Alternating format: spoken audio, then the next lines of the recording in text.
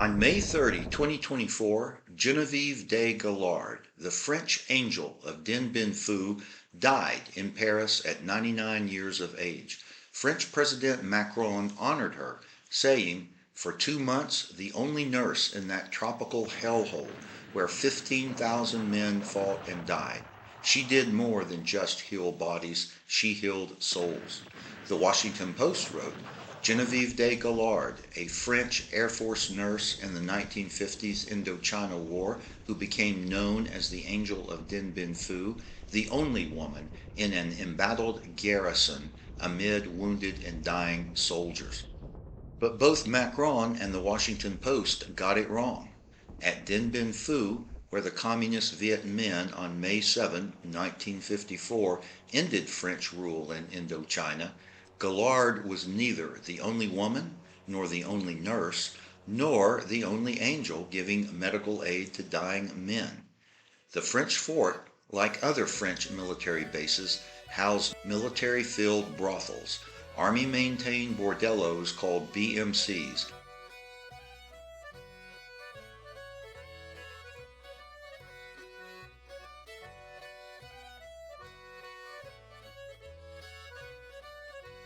As the Dien Bien Phu siege began, however, the women refused evacuation and were given a crash course in medical training and served admirably as nurses under the worst conditions until the fort fell to a Viet Minh onslaught.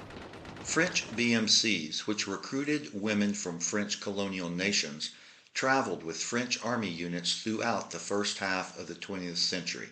When the French came to Indochina, they continued their practice of maintaining the BMC, a mobile bordello for their troops.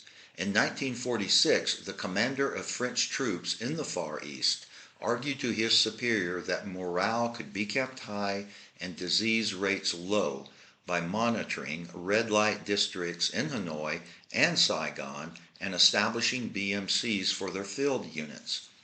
Such disease rates were high for every expeditionary force in every army in the world, to include the Americans beginning in at least the Civil War and reaching epidemic proportions during the Spanish-American War beginning in 1898.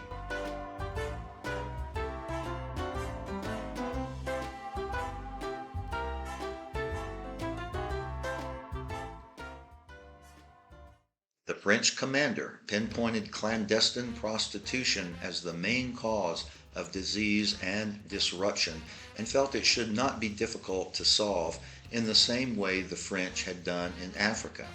The French decided that organizing the BMCs at the battalion level would provide enough locations to satisfy the soldiers. They were not worried about staffing, as the commander said, "Prospecting for girls is, in general, in the Asian world, a simple affair."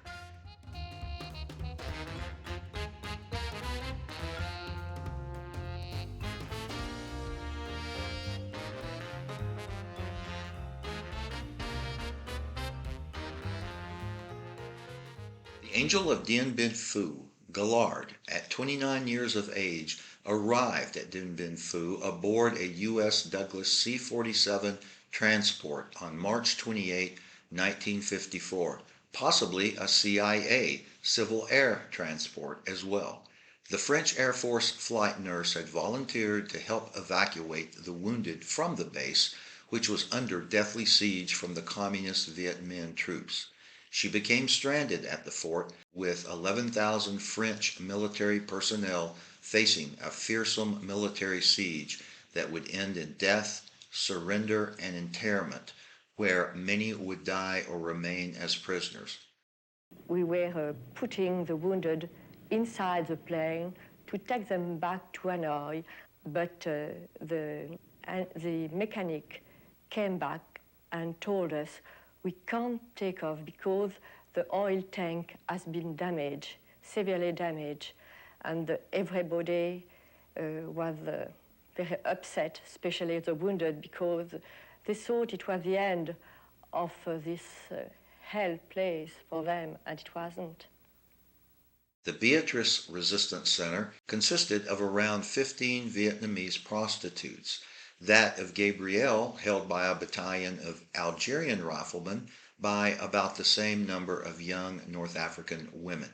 When Beatrice was attacked, the French battalion commander Pagot, who commanded this position, immediately ordered the women to join the center of the camp to remove them from the fighting.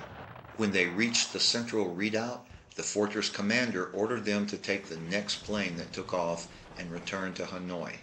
They all refused and demanded to remain in the service of the French soldiers as nursing assistants, washerwomen, cooks, or parcel carriers.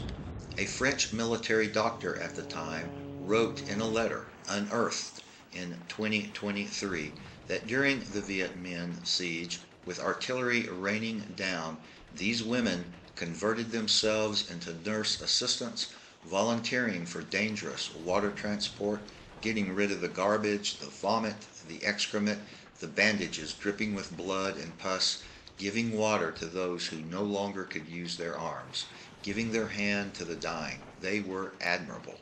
The great warrior and war journalist Bernard Fall, who visited the French fort, wrote of the women and their impending predicament as the French prepared to surrender.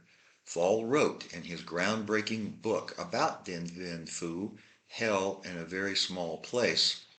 There was also the Foreign Legion's field brothel on Claudine. The 5 Vietnamese girls and their madam had been caught in the battle, like everyone else, and had lived through it in underground bunkers as auxiliary nurses, like the Algerian prostitutes who had also been unable to leave and had stayed on Dominique. If ever there was a redemption on earth of wayward girls in the biblical tradition, it had taken place here at Dien Bien Phu. Often, the women were seen in the water of a trench, up to their hips, waiting to help the wounded in a strong point. In one case, a shell-shocked soldier had developed a fixation that he was a small child and had to be fed by his mother. One of the Vietnamese prostitutes came to his dugout every day to see him. As the news spread that Dien Bien Phu was to cease fire later in the afternoon, Captain Coldebeuf, upon returning to C4, ran into the madam of the Vietnamese brothel. Considering the puritanical attitude of the communists, it was very likely that she and her girls would spend an indefinite period in a Vietnam re-education or labor camp, from which their chances of release or even survival would be slim. "What are you going to do?" said Coldebeuf to the woman. The madam, looking incongruously normal in the apocalyptic environment of a dying fortress, looked at Coldebeuf with her wise and wary eyes, shrugged her shoulders, and said, "Oh, I'll just tell them that we have been kidnapped by the Legion in Hanoi and brought here by force." Perhaps the ruse worked, perhaps it did not.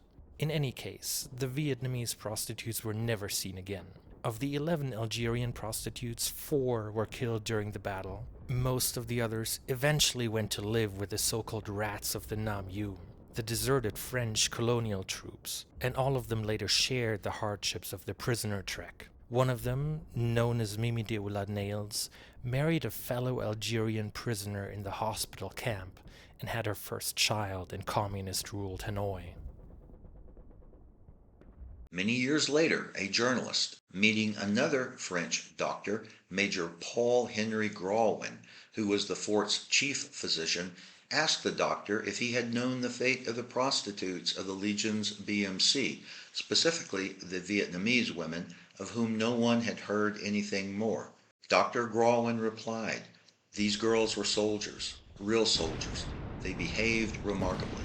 All my wounded, all my amputees, my abdominal surgery patients were sheltered in underground holes, and they had to pee, do their needs, wash a little.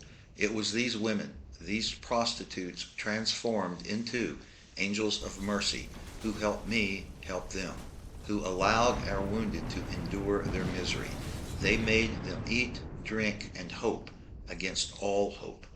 Grawin said he learned a Viet Minh political commissar in account spoke about these women to a French prisoner who was later released. The Viet Minh commissar asked, "Why a commando of women against us?" "There was no such commando," the Frenchman replied, but the commissar said, "Yes, they shot at us." So these women were warriors till the end. The Viet Minh freed Gallard on May 21, 1954, and she left Dien Bien Phu on the 24th. Unlike thousands of other French prisoners, many of whom died on death marches to prisoner of war camps. The Vietnamese women from the French brothel who had served as nurses were arrested, and worse. France, of course, surrendered North Vietnam to Ho Chi Minh's communists, enabling the fateful partition of the country that led the U.S. into a war that it had vowed to stay out of. Gallard was celebrated as the hero that she was.